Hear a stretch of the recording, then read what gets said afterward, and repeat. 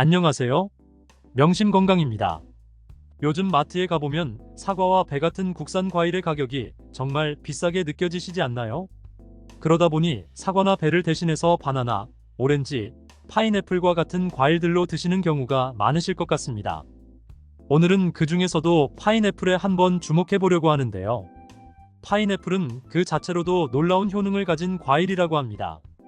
오늘은 파인애플의 건강 효능과 함께 드시면 보약처럼 좋은 음식, 조심하셔야 하는 부분은 어떤 것들이 있는지 함께 알아보도록 하겠습니다.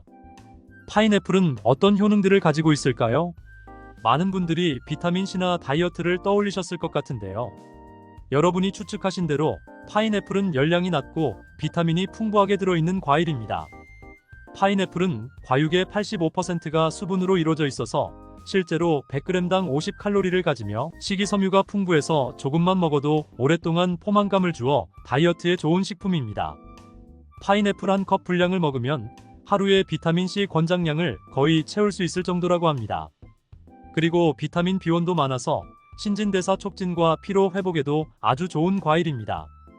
파인애플은 놀랍게도 뼈 건강에도 좋습니다.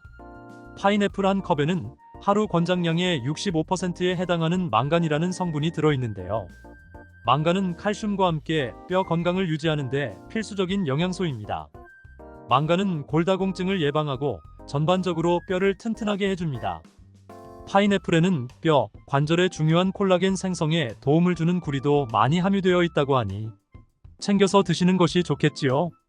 파인애플은 항산화 물질이 풍부할 뿐만 아니라 항염과 항암 효과까지 있습니다. 파인애플에는 항산화 물질과 비타민C가 많이 들어있어 면역력을 높여줍니다. 파인애플에 들어있는 브로멜린이라는 성분은 염증을 감소시키는 역할을 합니다. 그리고 몸속 유해산소인 활성산소를 없애주는 강력한 항산화 성분인 폴리페놀이 풍부해서 항암에도 도움이 됩니다. 브로멜린은 퀘세틴이라는 성분의 흡수를 도와주는데 이 퀘세틴은 활성산소를 제거하고 세포의 산화를 억제해서 면역력을 높여주는 효과가 있습니다. 파인애플은 심장 건강에도 좋습니다. 파인애플의 비타민 C와 폴리페놀 등의 항산화 성분은 심장 관련 질병의 주된 원인인 산화 스트레스를 줄여주어 심장을 보호한다는 연구가 있습니다. 파인애플의 수용성 식이섬유는 혈관에 있는 나쁜 콜레스테롤 수치도 줄여주고 건강한 혈압에 필요한 미네랄인 칼륨도 풍부합니다. 칼륨은 혈관벽의 긴장을 완화해 혈액이 더 쉽게 흐를 수 있도록 해주는 역할을 합니다. 이외에도 파인애플은 소화 촉진, 변비 예방, 피부 건강 등의 효능도 함께 가지고 있다고 하니 정말 놀랍지요? 새콤달콤하면서도 효능이 많은 파인애플은 어떤 음식과 함께 먹을 때 더욱 보약과 같은 효과를 누릴 수 있을까요? 첫 번째, 바나나입니다. 바나나는 열량이 적고 지방이 없으며 칼륨이 풍부하고 비타민이 많이 들어있어서 고혈압, 스트레스 해소, 위장에 좋습니다. 파인애플은 당질이 많고 바나나에 없는 구연산, 사과산, 주석산을 가지고 있습니다.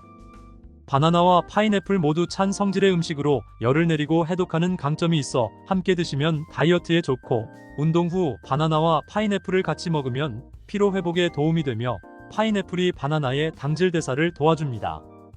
바나나와 파인애플을 함께 드시면 영양분을 보충할 수 있고 파인애플이 바나나가 잘 소화되고 에너지를 잘 흡수할 수 있도록 도와줍니다. 두 번째, 단백질입니다.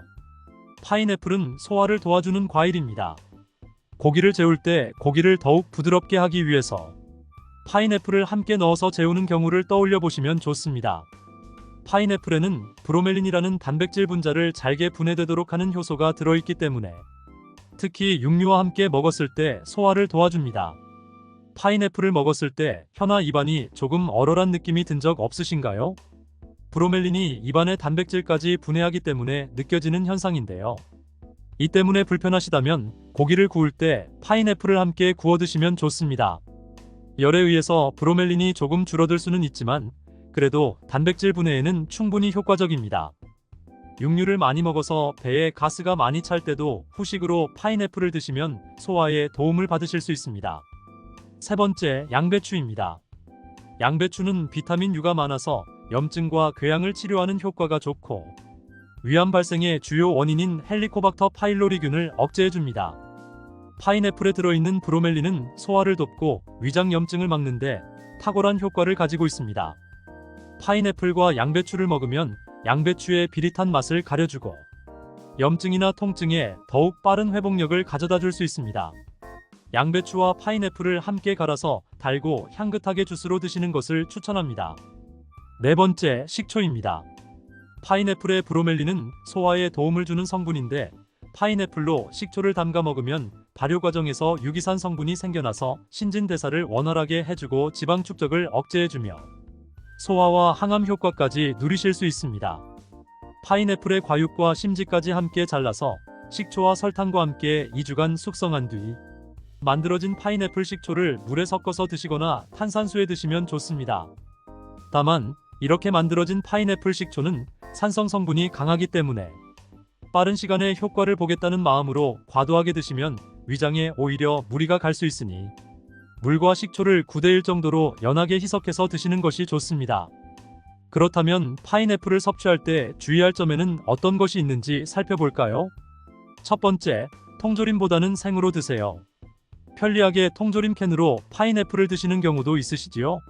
그렇지만 파인애플 캔은 밀봉 상태에서 살균 과정을 거치며 좋은 성분이 파괴될 수도 있기 때문에 되도록 생 파인애플을 먹는 것을 권장합니다.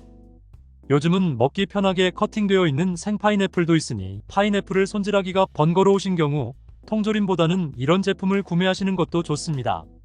두 번째, 공복은 피해주세요. 파인애플을 드시면 속이 쓰린 분들도 계시지요? 특히 공복인 상태에서 파인애플을 먹으면 파인애플에 있는 엔자임 성분이 위를 자극해서 속 쓰림이나 통증이 나타날 수 있습니다. 그러니 속쓰림 방지를 위해서 공복은 피하시고 식후에 파인애플을 드시는 것이 좋습니다. 세 번째, 부작용을 주의하세요. 아무리 좋은 것이라도 과하면 좋지 않은 영향을 주게 됩니다. 파인애플에 함유된 브로멜린 역시 소화를 도와주는 효소지만 과도하게 섭취할 경우 입안이나 입술에 자극을 줄 수 있고 과량 섭취 시 설사, 복통을 가져올 수도 있습니다. 라텍스 알레르기가 있는 경우 파인애플을 먹으면 살이 붓고 가려운 현상을 느끼실 수 있으니 주의하시는 것이 좋습니다.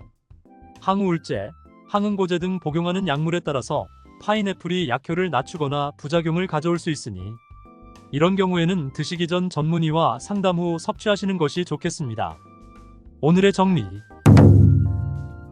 지금까지 파인애플의 놀라운 건강 효능과 함께 드시면 좋은 음식, 조심하셔야 하는 부분은 어떤 것들이 있는지 함께 알아보았습니다. 상큼하고 달콤한 파인애플과 함께 더욱 건강한 하루를 맞이하시기 바랍니다. 지금까지 명심건강이었습니다. 도움이 되셨다면 구독과 좋아요, 알림 설정까지 부탁드려요. 감사합니다.